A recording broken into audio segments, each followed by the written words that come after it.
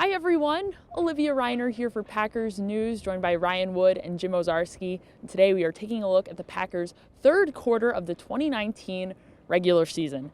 Now Ryan, the third quarter, kind of much like last season's third quarter, there's a lot of travel involved. We've got the Packers at the Chargers, we've got the Packers home against Carolina, then the Packers go back out west to see the 49ers, and then they're going across the country to see the Giants. So lots of moving around. How is this year's kind of travel chaos different from last season's third quarter? Well, it's a lot easier, not in terms of miles, but in terms of strength of schedule. I mean, look, last year, just like this year, there's a Pacific Coast to Atlantic Coast trip. Last year was the LA Rams to the New England Patriots. They both played in the Super Bowl. Literally, you could not have had a harder 1 week to the next span than that. This year, it's the San Francisco 49ers, who might be better than whatever they were last year, 4-12. I mean, they might be better than that, but that's still a game they should win. And then the next week they go to the New York Giants, who are just dreadful. I mean, two teams that really are unlikely to be playoff teams against two teams that were Super Bowl contenders, not just contenders, but participants last year.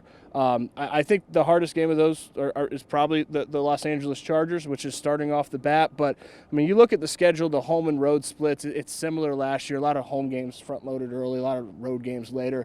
The strength of schedule is nothing similar, and the Packers really should benefit from that. So the Chargers might be the most challenging game in that stretch. But Jim, what game are you keeping your eye on during the third quarter of the Packers season? Yeah, actually, it's that San Francisco game for two reasons. But one is they could be good. They were kind of a trendy pick last year with the signing of Jimmy Garoppolo. He gets hurt, and things go downhill.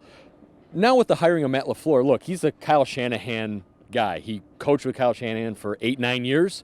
The offense is going to be basically the same. The Packers defenders have said all offseason, Olivia, that they basically, the film they watched of the 49ers is what they're seeing sort of germinate in practice. So I think, and look, the 49ers blocked Matt LaFleur from hiring his brother, who's still on the 49ers staff. There's some other guys he was interested in. So there's a lot of sort of off-field ties there, as well as, to go with the, I guess, mirrored offensive images. And you wonder at that point in the year, does the second year of the 49ers with Shanahan look at all like the, week 11, 12 of the Packers offense? I don't know. So to me, it's interesting in all of those ways what we'll see at that point out in Santa Clara.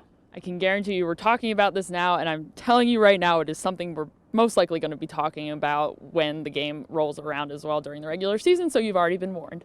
Make sure you're checking out the rest of the game previews over on PackersNews.com. Make sure you're following us on social media for more off-season updates as well.